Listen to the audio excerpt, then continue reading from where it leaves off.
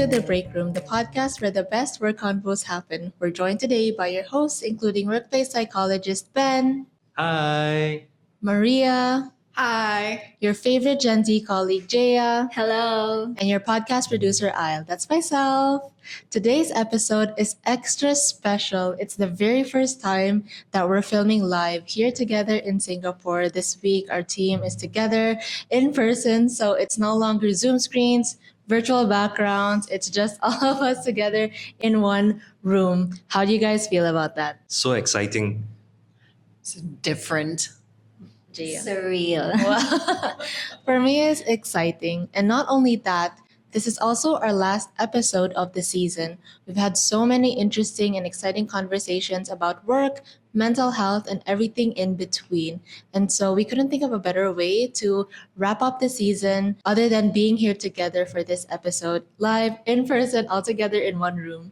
So today's episode, we're actually talking about multi-generational workplace. How do we bridge the gap? So currently, we live in a world where companies have a mix of different generations of employees, from Gen X, boomers, millennials, Gen Z, and everything in between. And so everybody's kind of working all together side by side. And I think our team is a perfect example of that. So that's a very fitting topic for this episode. And so with that, it also comes with a lot of a mix of different communication styles, habits, values, but sometimes it can also create tension in the workplace. And so in this episode, we'll unpack the stereotypes, explore the psychology behind the multi-generational workplace. We also share some of our tips and also play a game of whack or wisdom. So are you guys ready to start? Yes. So I actually want to start off this episode with a roundtable question. All right, so everybody, what do you think is one stereotype from your generation at work that you think is unfair? Ben, do you want to start off? So conveniently choosing the oldest person. And yeah, because it's all like we represent all the different age group, right? And I fall into the generation X, right? So generation X are those that are born from 1965 to 1980. Some sociologists also put 1981, or they put like I'm actually in the middle, right? 1980.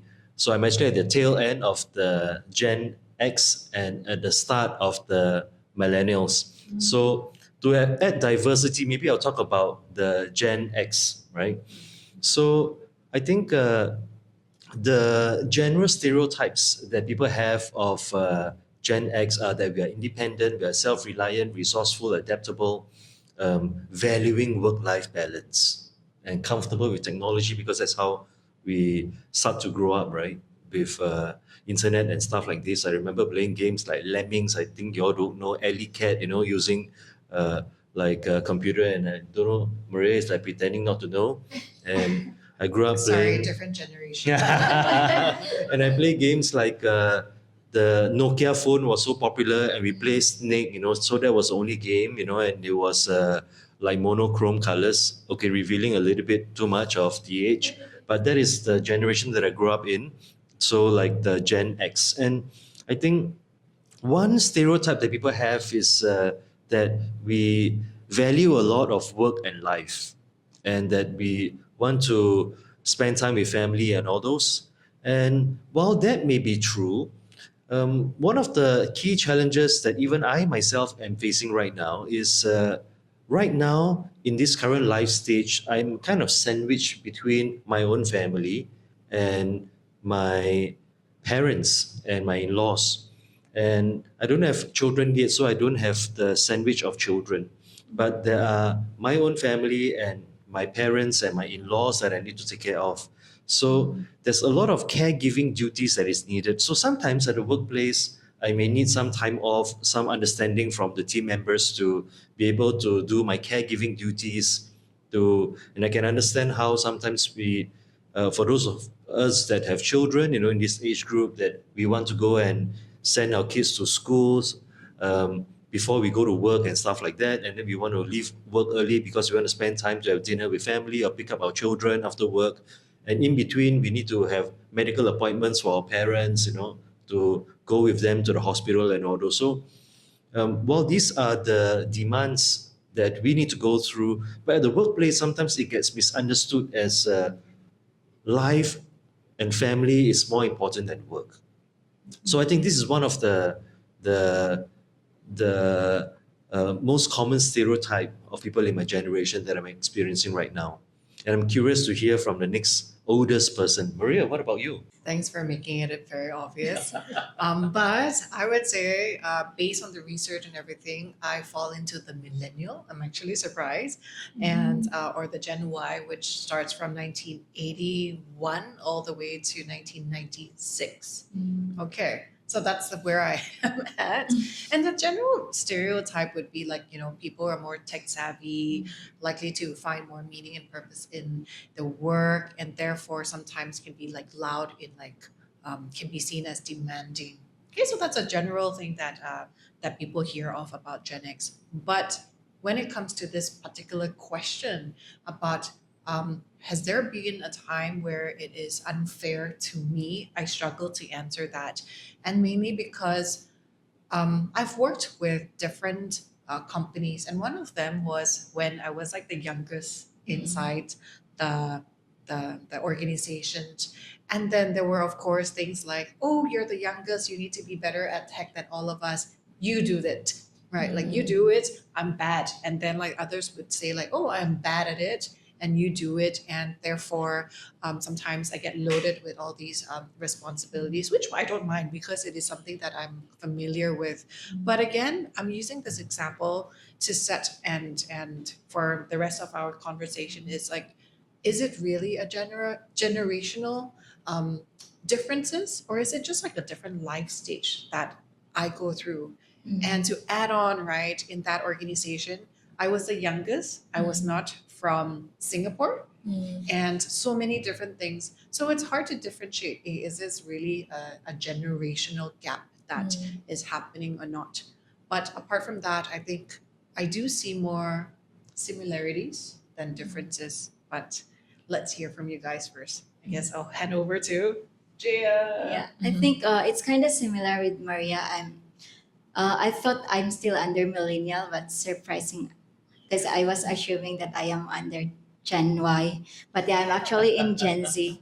But because I'm in the like beginning right of Gen Z, like it's between 1997 to 2012, and for me, anyone who is born in 2000 are like not my generation.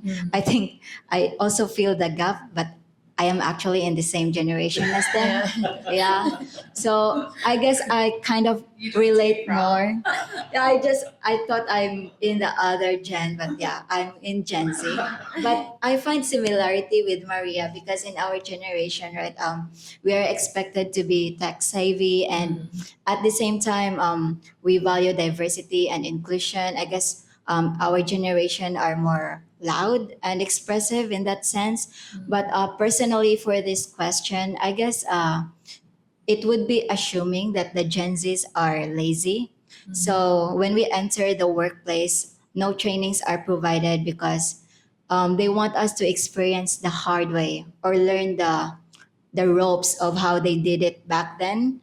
Like you come into the workplace all excited, wanting to learn from older people, but then some people, I guess it depends on the person. It's not applicable for everyone, but I witnessed myself where they would say that, oh, you have to learn the hard way, this and that, learn you at your own pace because back then no one was teaching us. You have all these technological tools that you can use, which is true, but there are things that are exclusive to the company that you're working for so many years, and so having to learn that from a colleague would be very helpful, not just for yourself but for everyone, right?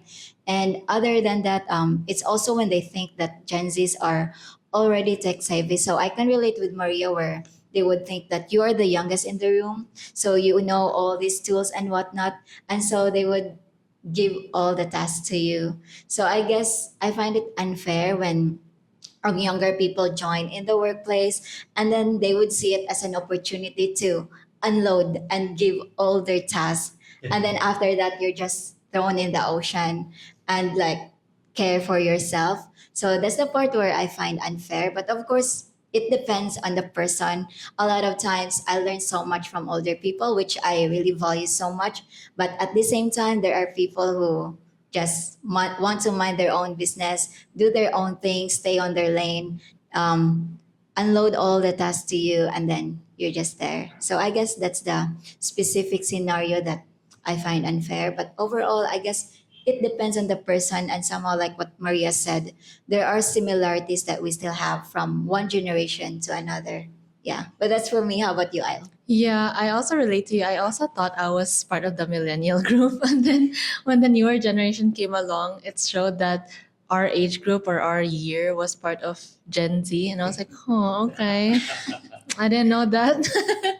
It just felt like a huge gap because I'm like, oh, we're in the same generation from like the kids that are being born recently. And I'm like, we have so much years between us where I can't relate to what they're watching. I can't relate to what they're saying or anything. So I also felt that I thought I was millennial, whereas I'm actually Gen Z.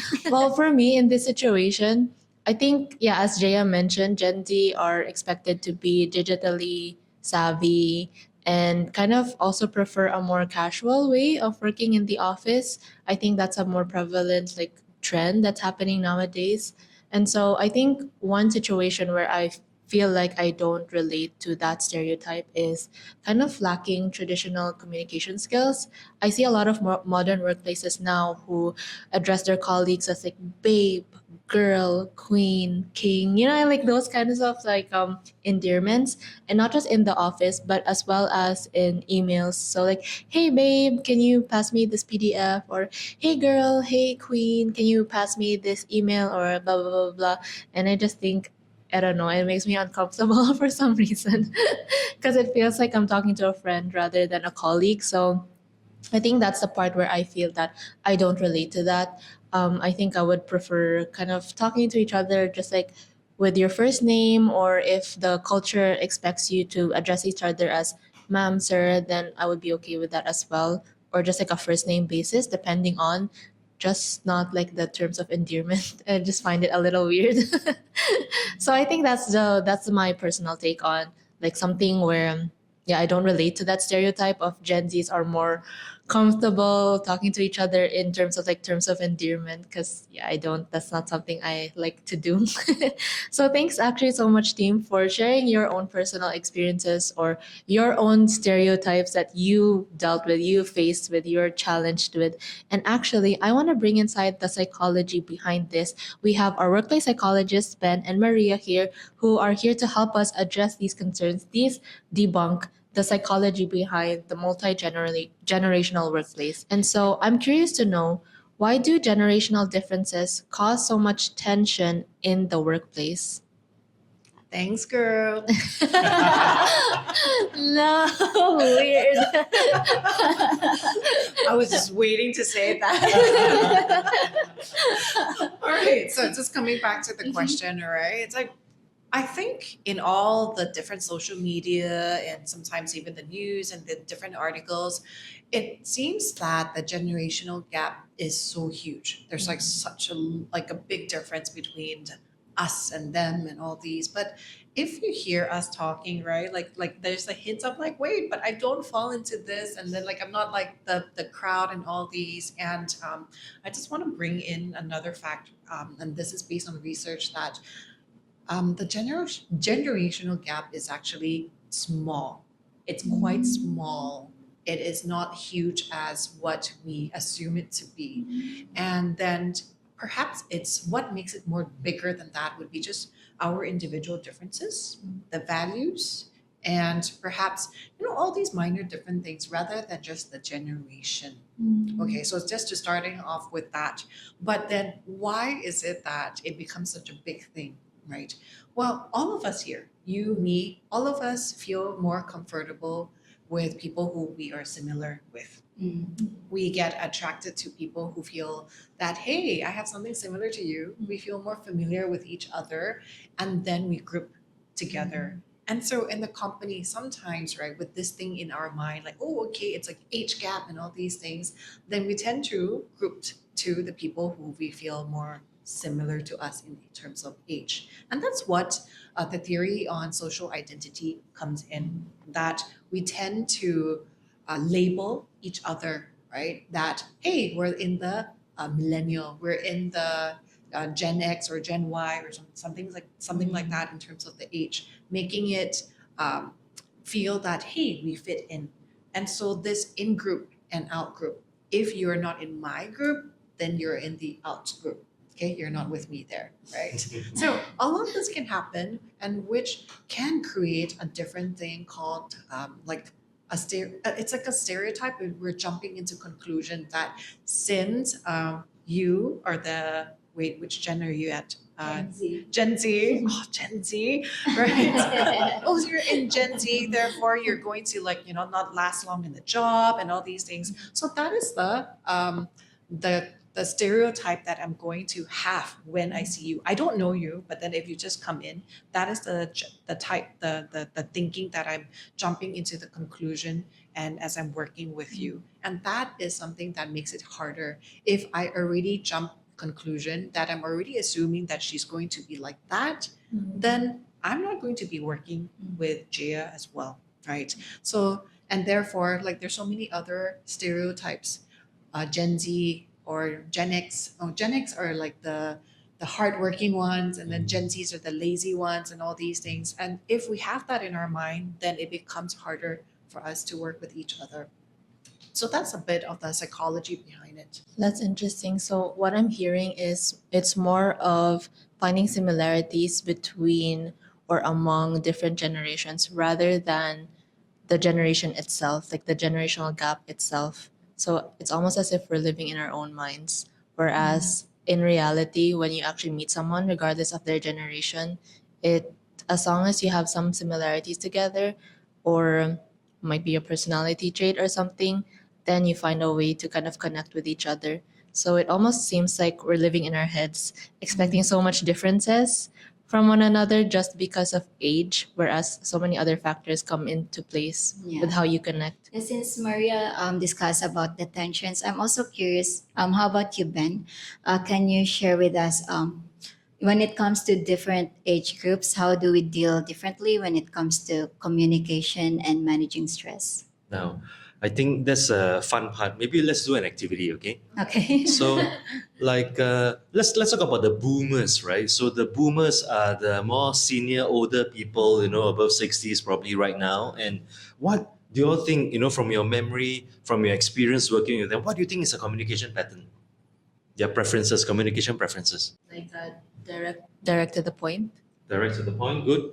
What else? Yeah, they just say whatever, they're blunt with no filter.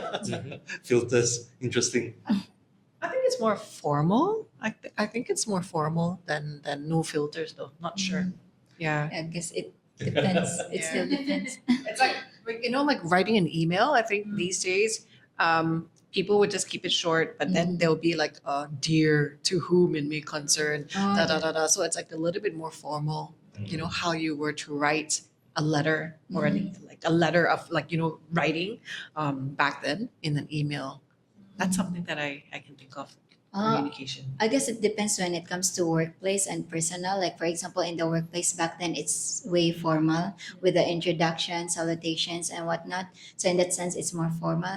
I guess when I say that they're more blunt, it's when the older generation are talking with the younger generation, where they would bluntly say that, "Oh, you're so small, you eat more," or "Oh, why you don't have a child yet?" Like in Speaking those from scenes. experience. Yeah, from experience. And so somehow I think they're more blunt in those regards because they have this kind of a mindset that it should be like this or that, or that's the tradition.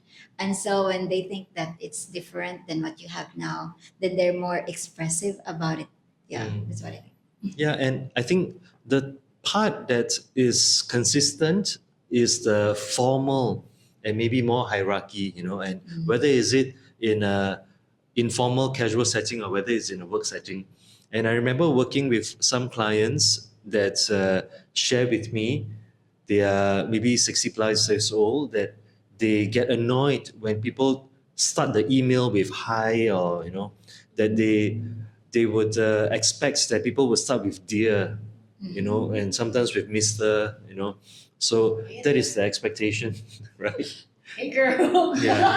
Hey girl, hey king, definitely unacceptable. Even a hi Mr. something, you know, a hi first name feels informal for that person. And um, at the same time, in our social setting, right? I don't know if this is the same in your culture, where the elders in the family expect to be greeted, right? So there's a hierarchy that is involved. When we go in, we need to greet the most senior person and stuff like that first, you know. So that is like the communication style, expectation, preferences of the boomers. Now let's look at the Gen X, right? So people in my generation. So maybe those that are in the 40s to 50s, you know. So what do you think are the communication styles and patterns? I think it's still kind of similar. Yeah. Yeah. In those two generations, it's still similar. Mm. Yeah, I agree. I think a little more similar, maybe a little less grumpy, but but still a little similar. What do you think, Maria? So be careful, we're falling into this different stereotypes here now, right? And for us, this is where I struggle with, because then like who I am would be very different from Ben. And then although, like we're closer in age, but then you're in a different, like different generation, right? This category. But I think we have more in common though than the differences. Yeah. And then if I look across all the people that I have worked with, there are people who like talk more and people who like don't talk less. Some people who like, hardworking and all these. But perhaps like I do understand like, hey, at that time, why is it so formal and everything? It goes back to the technology, right? That time, it's either a typewriter or I'm pretty sure they started off with a typewriter before computers, right? And have you seen a typewriter? I used typewriters before. Yeah. I felt like I'm not in Gen Z. Because I used to go in my mom's office and I would like use the typewriter and do my like essay or something. Yeah. So because of the technology and the typewriter, you cannot erase. Therefore, everything is so intentional, right? But now it's like, oh, I can erase, I can redo. So that makes it a difference in technology. Yeah, so Maria, I understand what you're talking about, you know, about stereotypes and all this and how, and I guess to put into context of this conversation, the stereotypes are a tool, an aid for researchers to be able to profile and to understand. And definitely it is not a one size fit all, but it is merely one of the research tools so that they are able to categorize data and information that they collect and based on similarities and based on things that they have in common. And of course, these are all statistical level, which means that it is not 100%. And you're absolutely right, and I can relate with what you're talking about. And I think for the context of today, the stereotypes is more like a fun category for us to just have an idea of who are the people that we are talking about, knowing that there are individual differences. And so, you know, the Gen X, you know, we talk about like the boomers that once more formal, you know, and I shared the anecdote about how a client expects people to say dear someone, right? And it could be because of typewriters and all. And I think Gen Z, in my generation, we are not so particular about whether you use dear or hi or hey. And I think the preference is a little bit more direct kind of communication. However, I think personally speaking for myself, there's still a preference for emails and yeah, so at least that becomes the mode of communication and conversation. Then we go into the millennials, right? And I was just working with some clients, and they all fall into the millennial category. In fact, I'm not sure if they are millennial or Z, maybe just in between, you know? Yeah. So I, in business communication, I thought email is going to be the main mode. But I start receiving messages and being added into a WhatsApp group. And they start to send proposals, invoices, and communications in the form of through the WhatsApp group. And I'm just waiting there for the email because I thought the email is the one that formalizes everything, but no email came through, and everything is in the form of that WhatsApp group. So these are just some anecdotal stories of how the communication patterns have changed. And maybe in the group chat, it is a lot more immediate, right? That it is faster. Email, you're not sure whether the person has read it or haven't read it, But in a group chat, there's a real-time kind of communication. And I think these are some of the things that I've observed. And once again, these are all generalization. But coming back to this, what your question was for me, right? About like communication and stress in the workplace. I think while being mindful that there are different preferences as a generalization of people in that group, I think building on what Maria talked about, at the core of it, the individual differences trumps the generational stereotypes. Because while we are all different, it's very fascinating because when I was working with youth, in the previous life, and one of the things that we talk about with the parents, is we have a slide that talks about how we frown over the youth of our generation now, like they don't listen, they don't stand up, they don't greet, they kind of lose all respect and stuff like that, right? So we frown over the generation of the youth in today. And all the parents agree that, yeah, that's true, And then when I reveal the source of it is actually from, I think, Socrates, in like, thousands of years ago. So this exists throughout. Can you imagine what our parents are talking about us, and feeling about us? So the whole point is that while we feel that there are differences, but at the core, the thing that hasn't changed is our human nature, right? That we still desire for connections, for relationships, for belonging, for significance. This human nature doesn't change. Of course, we have an overlay of our personality differences. So there are people that are more extroverted, introverted, people that tend to experience more emotions, that are more sensitive to feelings, and there are some people that are less sensitive to those emotions. So we have our personality differences that comes in, and we have our personal experiences, we have our expectations, and in iGrow, we talk about the 3E, how our expectation, experiences, and our environment changes how we see the same things differently. So all these are the human factors that leads to what Maria talked about, that individual differences that we have. Coming back to the question about stress, right? I think it's about us putting ourselves in the other person's shoes, understanding where they are as individuals, as persons, instead of the generalization of stereotypes. Knowing them as individual, as person, spending time to know them, and that would reduce that stress and tension, because sometimes we wear those lenses and we filter through what we think, and this permeates through in our interactions with them. And I think another point that I want to put is a lot of people talk about the golden rule. You know what the golden rule is? Don't do unto others what you don't want others to do unto you. That's right. So we treat others the way that we want ourselves to be treated. Yeah. So I want to introduce something else to you. Instead of the golden rule, I think it's important for us to apply the platinum rule. See, just one up. So the platinum rule basically means that treat others the way they want to be treated. Because the way that I want to be treated may not be how they would prefer to be treated. So then we will be seeing them as individuals. And I think this would reduce any kind of communication misunderstandings and stress points. Because first of all, we try to understand where they are. And second, we try to communicate and interact with them in the way that they prefer to.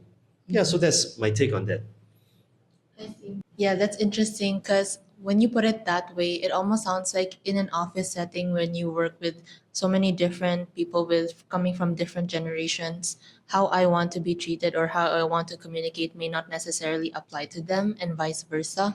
So with Ben's platinum rule, it's almost like, oh, if Ben wants to be addressed as Mr., then I'll address him as Mr. If Maria wants to address emails as hey girl, then I'll respond to her with hey girl.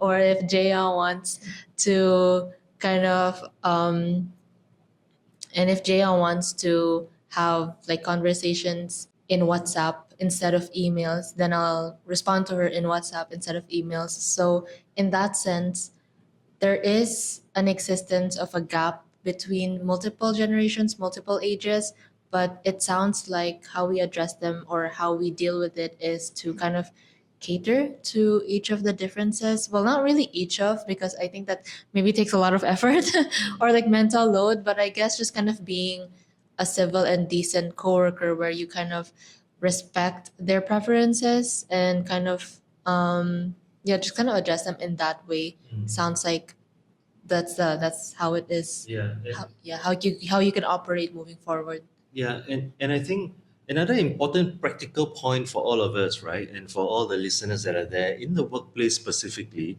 is to establish common rules. Because once we have the common reference point and rules, right, then at least we all know what would be the acceptable and what is the general way of communication. Because like what Al mentioned, right, there's a lot of mental load for me to just try to do all the time. But if we have an established rule that email is going to formalize everything, we can talk over WhatsApp and let's send an email over to kind of make sure everything is captured and that we have a paper trail of sorts. Then this we know.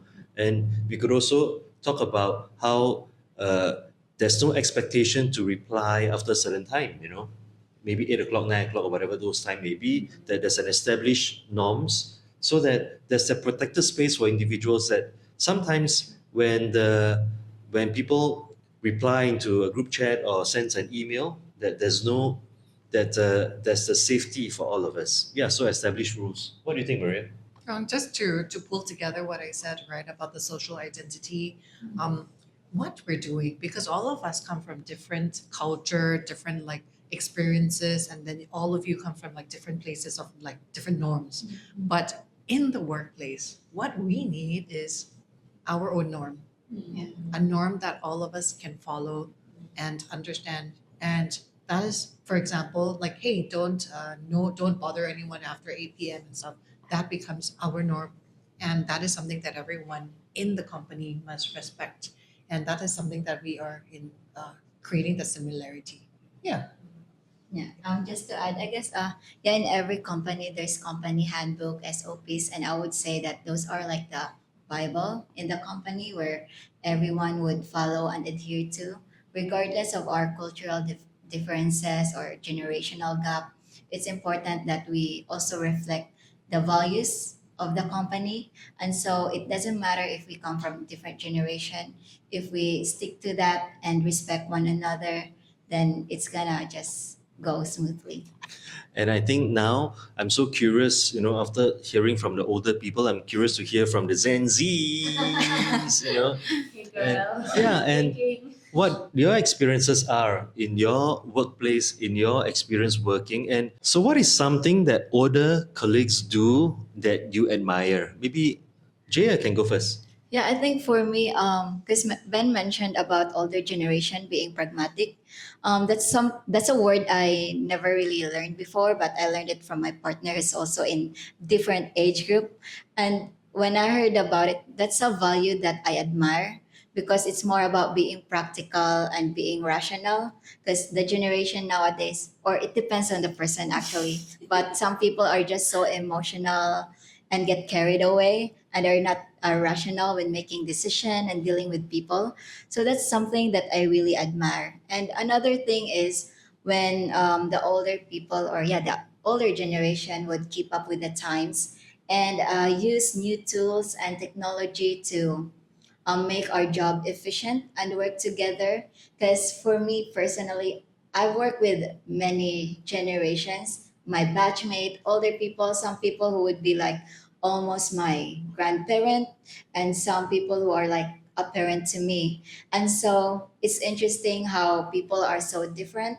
You can actually see the difference with people who are in the same age group and people in the same age group. And naturally, when you eat lunch together, you would see that people would naturally group together when they eat out. But there are people who are in the same generation but are also different in behavior. So personally, like when it comes to older generation, I really admire it when they are open to new technologies and skills, because I learn from them and they also learn from me. And so there's this being like a lifelong learner where you get to learn from one another. I guess there are some people who just refuse to learn and just say, "Oh, I cannot do this. This is hard." And that's what I don't like the most, I guess, because it's so restricted. You cannot work together. And one memorable experience that I have is that I have this colleague or boss whose age is like a mother to me, and I learned so much from her. She was so tech savvy. Like she did all this research, tried new application and software, and so I learned different new things because I feel like with other people who are older than me, they refuse to learn new technology, and so it became stagnant for me as well.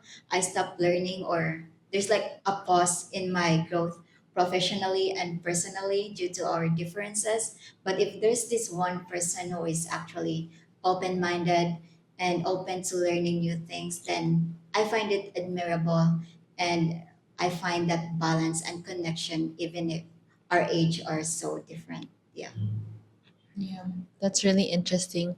Well, for me, some things that I admire from older generations is I think a lot of their traditional practices make sense to me. So, one would be dressing formally, regardless of the setting or the occasion. So, I see, like, for example, with Ben, I always see him like in polo shirts, like tied up, like buttoned up shirts.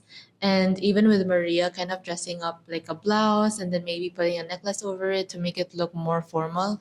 And so I say that because I think in our city, there's a lot of working buildings, right, where people with 9 to 5 jobs come in and out. And I personally witnessed this myself as well. People that I personally know work in office buildings where they're allowed to wear whatever they want. So they can wear shorts, sleeveless, summer clothes in the office. There's no rules or regulations with the clothing style. And so I think at first it would sound exciting. But another thing as well is I don't see myself working in an office like that where if you work in an office, I don't know, I guess I expect that people would wear formal clothes. Well, not totally formal where you wear a suit and tie, but more of just like formal, like semi-formal office clothes. So I also feel like that kind of practice makes sense to me or is practical because it also builds the habit of professionalism, or even outside of professionalism, it builds the habit of practicing something every day so that you show up at work or facing clients where you're presentable.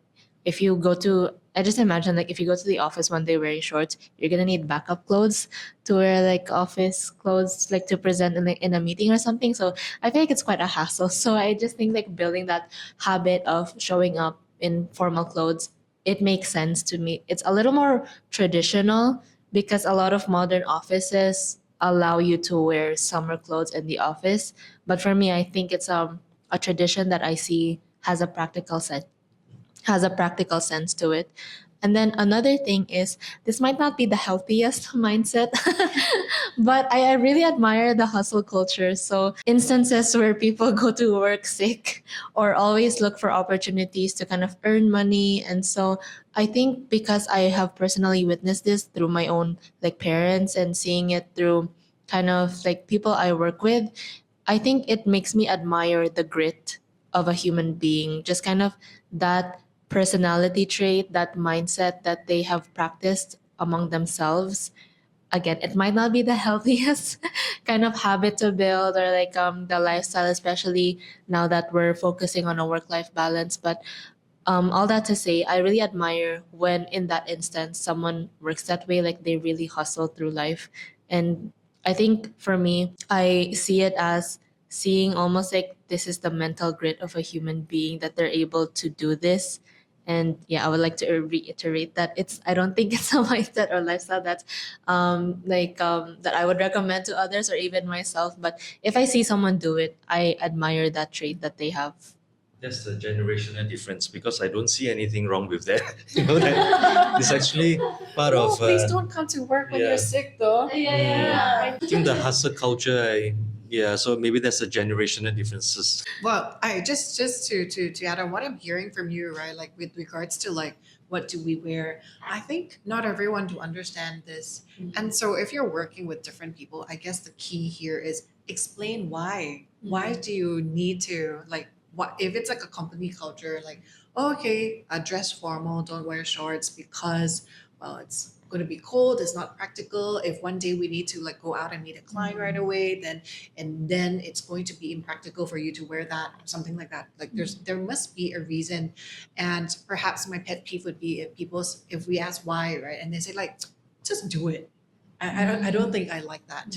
And that is often based on the assumption that hey, I need to understand, right? So I'm hearing it. But talking about grit, right, I do see this in you, Al. Remember yesterday we were talking about like our like schedule and everything, and then you're like, actually, let's do it on a Saturday. Oh, okay, yes, ma'am. And then Arla's like, oh, okay, sure. Like I see where you come from, and then how you want to get it things done, and this is from Gen Z, right? So anyway, I've just talked too much. I just want to get ask you another questions. Like, do you think the Gen Z, right, of this generation here will turn into the boomers of the next generation? For me, yes. Thank you so much for that wonderful question. Yes. From my perspective, yes. And I think it's already happening a little like now because so Gen Z, right? Me and Jay belong to the Gen Z. We're now in our 20s. And so I think a lot of things we did as yeah, I think a lot of things we did as kids now bother me as an adult. So like if I see teenagers being so loud and obnoxious in public, I'm like, "Ah, so noisy. Why are they doing this?" Or like if they do like random shenanigans in the street or like in public, I'm like, "Ah, what? So messy. Like oh, so annoying. La la la la la." And even like with another thing also is the attention span, right? So for example, I started having a phone in like late grade school, early high school. But compared to kids nowadays, they have tablets growing up. And so I feel like with my generation, our attention span has like lowered a lot. Yeah. But compared to kids who don't even have an attention span the moment they get born because it's like tablet, TV, cell phone, Wi-Fi, everything, TikTok, YouTube. So it's almost as if like I think with kids who grow up with tablets and access to Wi-Fi, it's almost like it's a different world. It's almost as if like they can't escape their screens. They have a hard time socially interacting, and they kind of have a hard time learning things outside of their tablet. I know like most of them go to school and everything, but I think just the existence of social media and technology, it almost hinders them from exploring or experiencing things in real life or in real time. And so that's why I already feel the gap of like we're gonna be the next boomers because I see it even in restaurants. Like if I eat out, like I'm eating out, I'm having my meal, and I look across the table and it's a family, and the kid has a tablet. It's like they can't eat without a tablet, or they can't eat without looking at something. And even in those small instances, I already see the difference, like the differences. And so I feel like, yes, I think maybe not all Gen Zs, but maybe me, I might be the next boomer, like noticing the differences in kids. And so that's where I feel that how I grew up as a kid is so much different how kids grow up 10, 20 years from now. And so the differences I feel in the future will present itself. Of even now dining outside, I can eat without anything, or I can walk, I can ride the bus without listening to music. It's like I go through life like raw. But I think other people who grew up with that technology, or who are exposed at an early age, it affects how they go to life day to day. Like some people can't live without their AirPods, or some people can't live without this and that. And I think that I see is where there's gonna be a lot of differences in how we interact or how we function as human beings. And so I feel like I'm gonna be the next boomer. Just noticing those things. So yeah, that's mine. I think yes, maybe from my perspective, Gen Z might be the next boomers because then it's like the Gen Alpha who's like so much more tech savvy than us and grew up with different technologies, kind of different things affecting their life. And so yeah, that's my perspective. I'm curious to know about yours as the other Gen Z in our team. I mean, I kind of understand like your sentiments and all of that, but I guess for me it's a tough question. Like, after all of us in every generations become the older generation, and how do we even describe a boomer, right? Like, what does it even mean?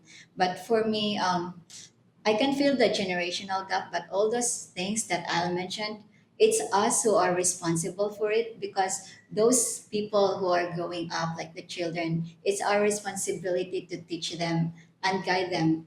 And so for me, in order for us to not be the boomers who are like feeling all those differences and creating those big gap, is for us to understand each generation and close in that gap one step at a time. For example, if I become a parent or a godparent, then if I see those trends now that everyone, like the children, cannot eat without their tablet, or they just cry right away if they don't get what they want, then as an adult, it's my job to guide and help them understand that, oh, it should not be like this, or this is how we do it. And so I think somehow we would be able to close that gap. So for me, it comes with awareness and acknowledging the differences of each generation, and determining like what you actually want for yourself and the community.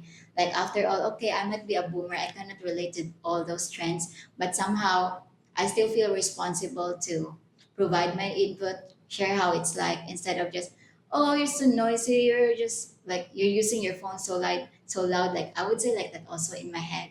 But then after all, I just want to like help others as well, because for me, I get this same type of help from my teacher. I have this teacher before, she's already a senior citizen, she could retire right away, but then she wanted to become a teacher and share all her learnings. And that teacher has been so impactful in my life. Like, if it was not for her, I would become like any Gen Z, would like not care about all things. I mean, just that's just uh, generalization, but I would be like so chill, not care about other things, not care about older generation, just focus on myself, or just get like influenced by what I see in social media. But somehow, because of the teacher, I get her lens, or like how she saw life, how it was like navigating the corporate world growing up. And so learning that from her made me appreciate like life in general, and apply my learnings to myself, and hopefully share the same learning to younger generation. And that's how I see it. I just see it as my responsibility to close those gaps that I feel like are bad or toxic or not healthy. So yeah, that's it for me. Maybe I'll become a boomer, but I don't want to become a bad boomer. I want to be a boomer who wants to help and educate younger generation. Yeah. I guess it's really not like a generation. It's just part of your life stage, right? That like you're just getting older, you're more mature in your thinking, your decision, the choices that you made. And you made an important point that like for us, what we learn, we want to share this with the younger generations, and not in the face like, oh, you have to do this. But what I'm hearing, and you need to share this with your teacher, like, send her this like podcast, is to tell her like, hey, yeah, it is your modeling, it is your love and care for me, and you allowed me to see how you navigate the world, and I see that as a good thing. And perhaps that's something that we can learn as well, that in our interactions with people, it is about, hey, respecting others and sharing and showing them what is good, what is nice, and hopefully they'll take it and along with them. Thanks so much, team, for sharing your own thoughts and experiences in a multi generational workplace. So now that we all have that aside, I want to take this time to play a quick little game that I call Wisdom or Whack. So I'm going to be handing out these flyers or cards on Wisdom or Whack. So each of you get one. Red represents whack and green represents wisdom. So I'm going to be reading out some workplace habits and prompts, and we'll each decide if these are timeless wisdom or an outdated whack. Okay, so now that we have that aside, we have that established. I'm going to read through each of these prompts and we each get to decide whether they're whack or wisdom. So, are you guys ready? Ready? Okay, let's start with number 1. Always be the first one in and the last one out. Wisdom or whack? Wow. Whack. Do you want to share like a quick little one? Why is it whack? I think it's just old school and outdated. It's not about how much time you spend at the workplace here. Okay, I agree. Next, loyalty to one company pays off in the long run. Wisdom or whack?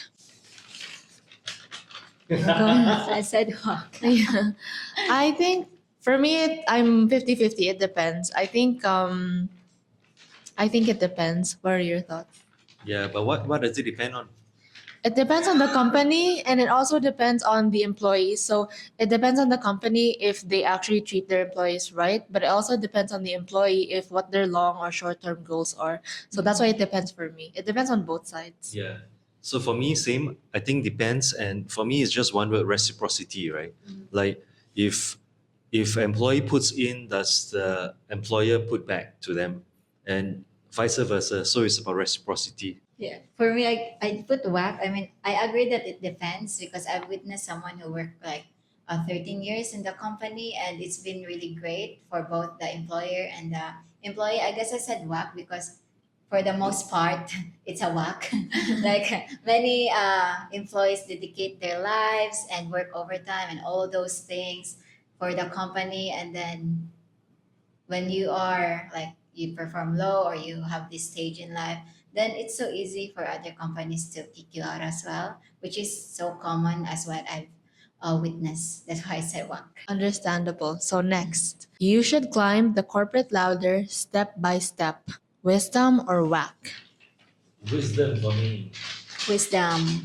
I see. Whack. We Wisdom have and mixed depends. feelings with this one. I went again with it depends because it might not necessarily be the corporate ladder, but I think job by job, skill by skill, starting from the bottom mentality kind of molds that mentality and grit. So again, I just said depends because it might necessarily be the corporate ladder. It might be other like stages or work ladders, but not necessarily corporate. So it might depend on a lot of variation or like a lot of fields. So that's why I said depends. Why do you say wisdom? I'm saying from a competencies point of view that the skills have to be stacked, and you can't expect to repair entire engine, without going through all the different progress and stage first. So when you are fresh and new, you need to learn the ropes. So from a competencies point of view, I think that's wisdom. Yeah. What about both of you? Yeah, maybe I go Sorry. first since we have the same answer. Yeah, I agree with Ben. I guess I believe and appreciate the process of like stepping up and learning everything, and that's the time where you can actually become a good leader or influence someone in the same manner. Because if you just, especially if you're a fresh grad, like I don't know, I find it impossible to lead a team if you don't really learn so much things. But somehow there are people who are fast learner, and so I think it's not good when they think that, oh, you're a fresh grad, you've only worked for 2 years, and then they refuse to promote you even if you already have the skill set just because of your age. But if you've proven yourself in that age and then they actually promote you or something, then that is applicable because every person learns in different time or yeah, timeline. Okay, so my interpretation is a bit different from everyone because when I hear, like when I see the question corporate ladder step by step, I think of it as one company, you need to go move from one thing to another. Or even if you jump, right, then that's not part of the step. And I'm also thinking that in our everyday life and generations now, there's so many different opportunities. It doesn't mean that you need to stick to one job, one type of job all the time. Today, I'm a psychologist. I can also be an entrepreneur. I can do something else. And that takes a bit of a growth mindset that if I want to learn, then I will make time and I would do it. I don't need to step by step and then like there's only like one ladder. I see many, many different ladders. That's how I interpret it. Next prompt is work smarter, not harder. Wisdom or whack? Wisdom. I think we all agree on this. Yeah. Okay, next. Networking is more important than hard skills. Wisdom or whack? Wisdom. Wisdom. I went with whack.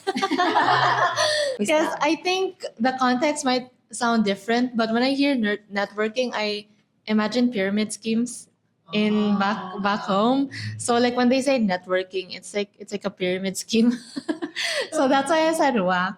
Because yeah, that's what I hear. So I guess it depends on the field and industry or like the line of work you're in. But yeah, I think because I hear networking, I just think of pyramid schemes. I think for me, it is about relationships. At the end of the day, it's about your network.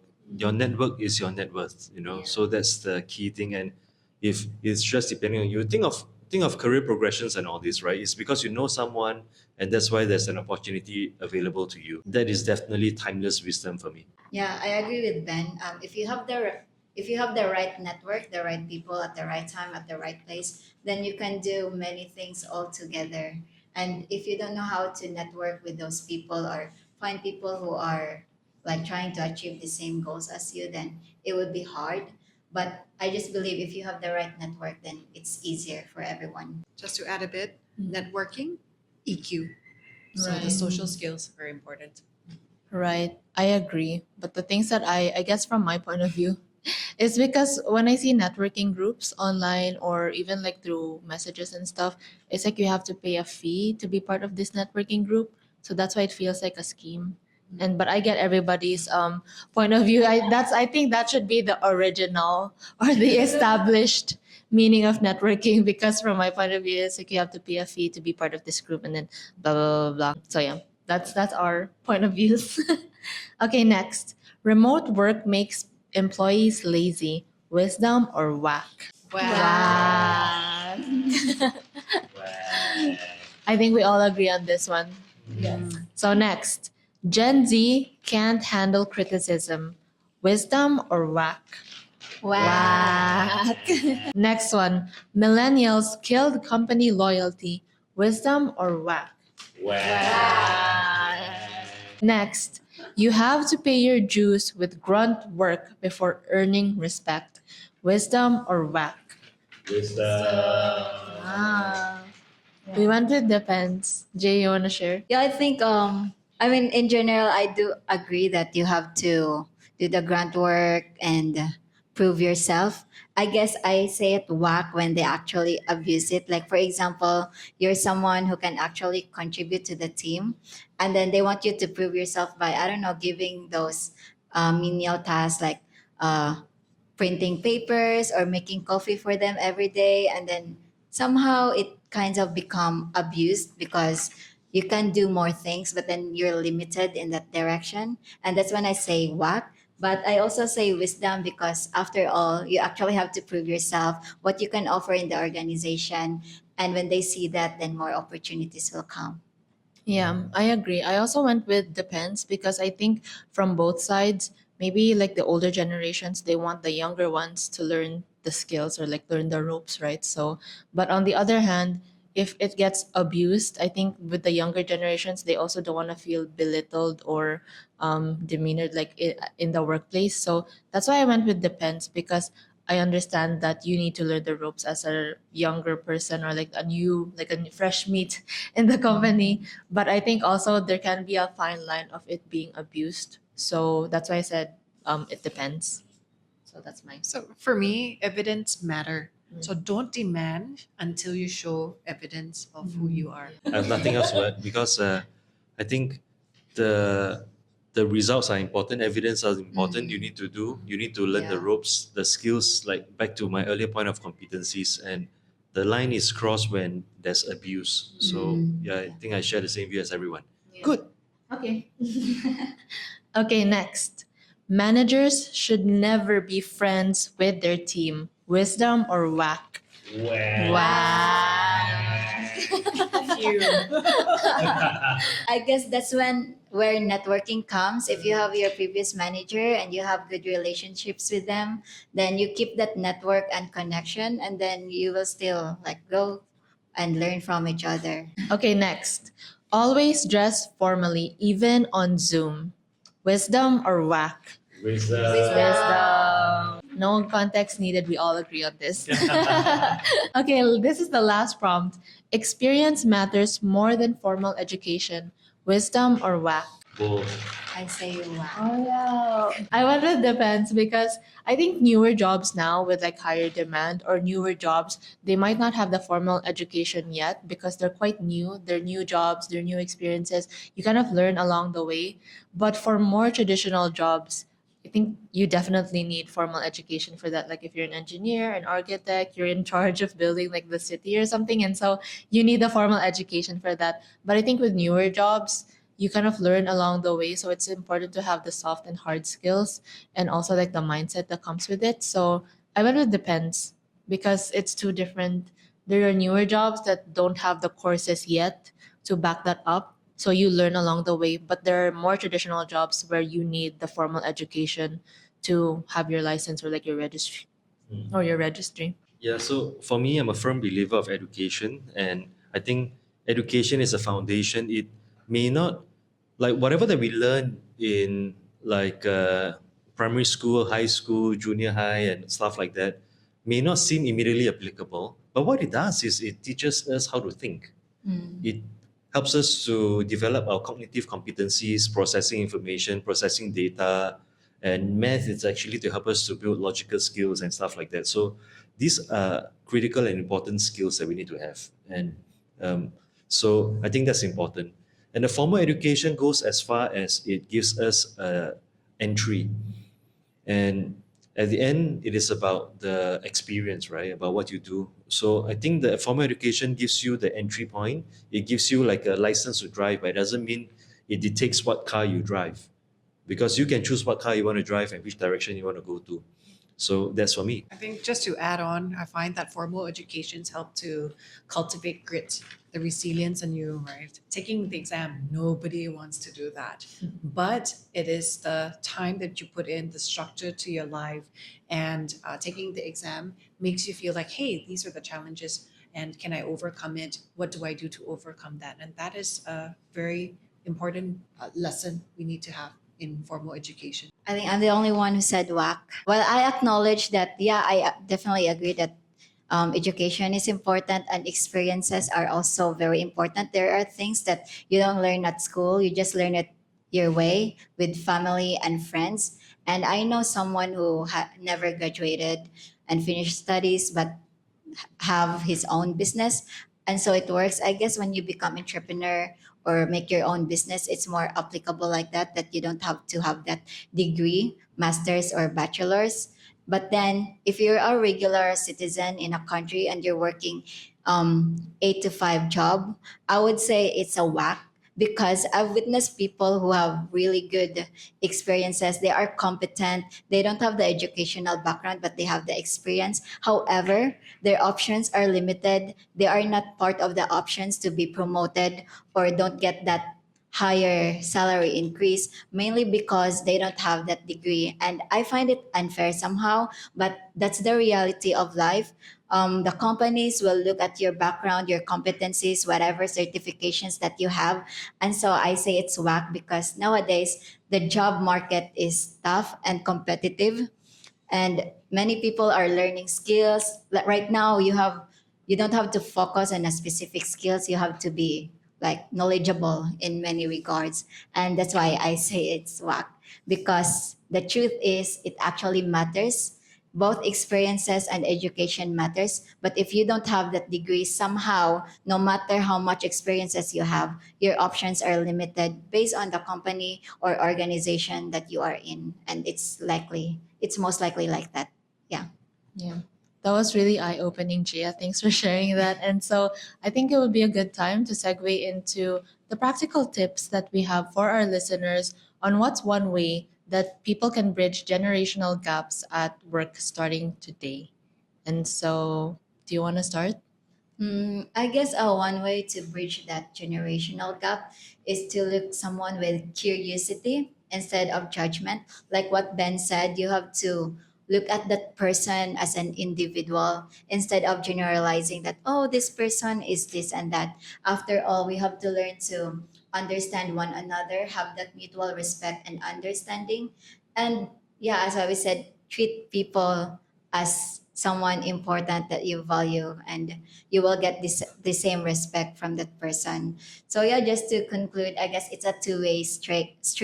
It's important to have mutual respect, understanding, and also important to build trust and communication with one another.